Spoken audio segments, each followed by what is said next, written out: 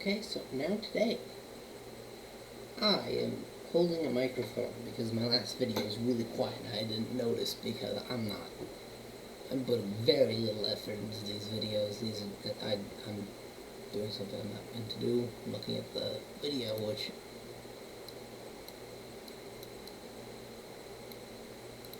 makes it so I'm not looking at the webcam. I need to make sure I'm not distracted by it. But I'm going to talk about a thing mentioned in my last video, Harry Potter, the Natural 20. I'm going to turn the light on, even though that might ruin my lighting, because because I'm suffering from some,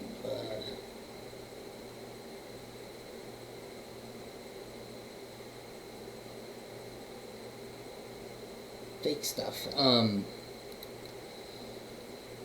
wasted like a whole minute of my thing, and I was terrified,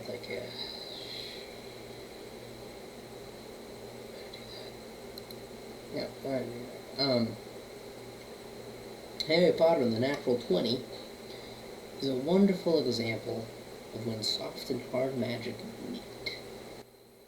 It's something you normally don't even get to see in mainstream media, not even any kind of media, other than fan fiction, where you have these two conflicting, on every level, meet two conflicting ideologies or concepts. For example, you have this, what is it called? Well, first, before I get into anything, I want to talk about the setting that the protagonist is from. His name is Milo, and is from the most meta D&D 3.5 setting of all time, a setting which would be fun for a one-shot, but you couldn't really do that much in a larger setting, on like a really long-form story because of how gamey it is. Like, sure, you might be able to have a nice, fun, cracky campaign in it, but the main protagonist goes from a city that the guards are incompetent, unless specifically adventurers try to steal something. Our protagonist ended up passing his Munchkinry class by not going to it. The entire thing, even when it's not in currently a game mode, it functions via combat rules, where everything happens in the second intervals, and he follows those rules even when he's in the game. Even when he's in the Harry Potter setting. He uses Attack of Opportunity against mosquitoes, and if you don't know what Attack of Opportunity is, it's when an enemy uses their turn to get away from you, and you can attack them even when it's not your turn because of that. He has to, normally, when we see a mosquito on ourselves, we can just do that. He literally has to wait for them to start flying away before he can react. Most importantly of all, while he can learn what's going on the same normal way wizards and witches can, and humans and everyone else, he doesn't learn skills that way. Where we, normal human beings, and the witches and wizards in the setting of Harry Potter learn progressively like a normal person, he has to wait to level up. He is at a threshold, stays the exact same the entire time. This is actually something seen in, I don't know if the writer was inspired by this to do this, but there's the once good Naruto gamer story which featured this. And I might make a video on that one, but I might not, because I stopped reading it because the sequel went into needless power fantasy and other fantasies. It's funky. For example, Milo, back on topic. Milo is the food, not his favorite food, but the food he eats the most is a never-ending ration, which is called that because every certain amount of time it just regenerates. And it is described flavor-wise as granola, but less. And also he doesn't have a gag reflex unless it's required, and most food does not in that universe does not make him ask for a save.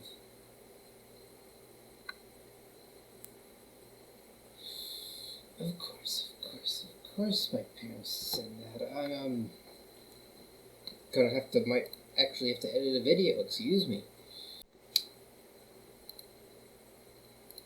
I'm back. I had to put a video thing. I had to move stuff.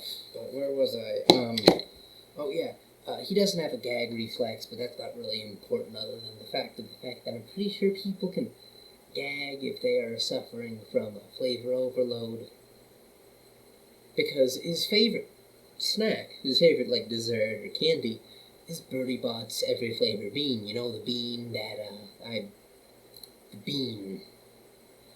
that has flavors like booger and popcorn and carrot and baked beans and black pepper and Truseltoff or something. I bet that's an actual food. Is Truseltoff a food? Truffle.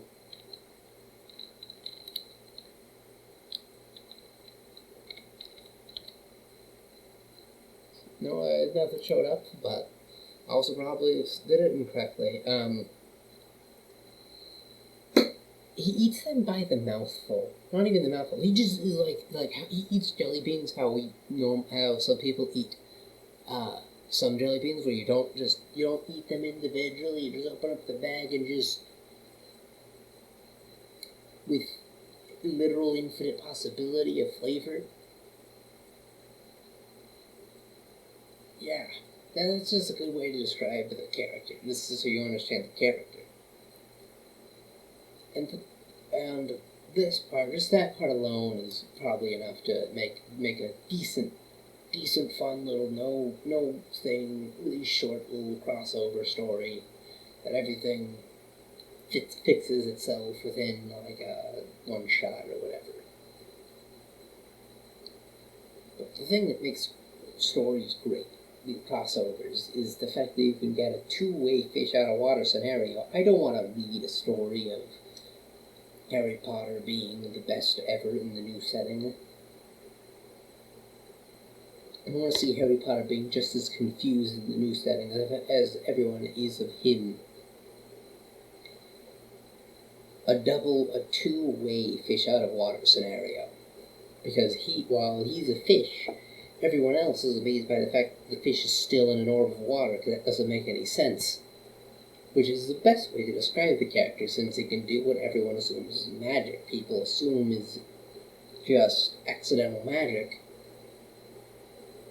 But it isn't. Milo is doing D&D spells, which is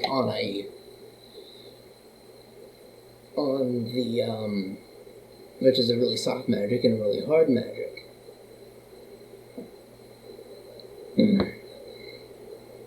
And another fun thing is the fact that it gets HP magic pretty well done in that setting, because Harry Potter magic is so wet, I guess, is so soft that it's that most people turn it into a hard magic. Some kind of rules applied to it that I don't remember being applied to the other one, other than like fundamental rules like bringing back the dead is kind of impossible, other than a lot of prep work that involves those prep works like the Horcruxes to still be around and not be destroyed for it to actually work. And in D&D, you just need to cough up a lot of money.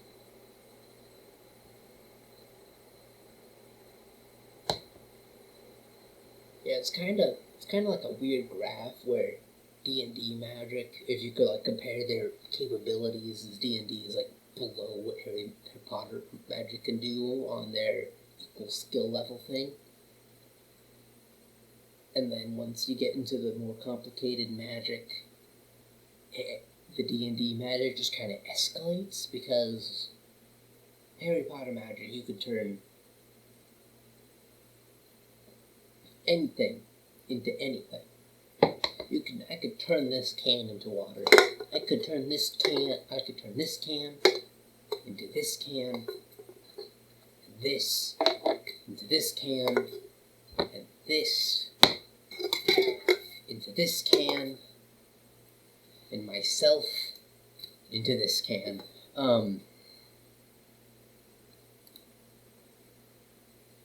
What was I about the can thing? I was too far into the bit. Oh yeah, because that's just something that's like a really high level spell that only works temporarily, that only works on a small set of things. And then you have, but at the same time, you can have Banish Undead. D&D magic lets you summon these monsters and creatures that are immune to Avada Kedavra because they're already dead. You can be, what you need to do to animate the dead is a lot easier. One very fun thing is how the two magic interact, invisibility-wise. Because, what was his name? Milo's D&D magic is kind of useless against all of Harry Potter magic, except the invisibility cloak, the one that's like a Deathly Hollow, this ultra magical artifact, because that's just what that thing does is how all of his magic works, and that's why all of his magic is geared to stop that kind of magic.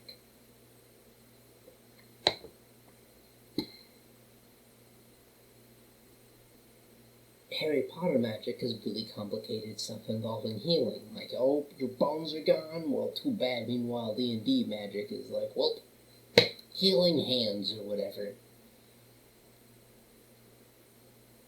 Yeah, this is a very short video. Talk about that one. Like, there's some really good scenes about it, but I can't, because then you don't want to read it. Because I know when I watch a review of anything, usually by people who aren't professionals, I don't watch it. Because I already know what's going to happen, and I don't really care. Well, it's like I can't really get into the story. So I'm not going to tell you all the major scenes, because then it'll remove their impact. Because I want you to read the story. Also, one fair warning, it says updates every Friday. The person hasn't removed that. He straight up said, it's like, hey, yo, sorry I didn't update for an entire year. I'll update this when I can. Probably not going to be every Friday, just because of how everything is. I expected him to update in May. I guess he works at a required place, or he died. There was a while I thought he, like, straight up died, because he was, like, he didn't say anything on his, webpage. Yeah. Now, if you really like D&D meta jokes, then you'll like it. Or you just want to see some of the funnest examples of people communicating, thinking they're on the same page, and are on completely opposite books. Okay, people think they're on the same page, and one person is reading out of J.J.R. Martin's Fire and Blood, and the other person is using pages from Everyday Foods. I might decide to show you how I make my custard that uses, like, a recipe from this book, and, like, the cooking instructions from Chef Steps, and then I follow, like, the Adam Rousseau how to actually churn it thing. It's a fun, complicated time. It's a fun thing to do, to make one. It's like if you're, for you it's too full, it's a great thing to make. But now I'm completely off topic, and I have to actually edit a video. And if I'm going to have to throw it in the editor, I want to actually do stuff and maybe make the audio not nearly as terrible. So, thank you for watching my video. Don't forget to like and subscribe. Haha. I feel dirty just saying that. Ugh. Wait, oh man. Come on, guys. Statistic. Yeah. I'm gonna edit that in, I swear. I probably won't. Because I have to make it up.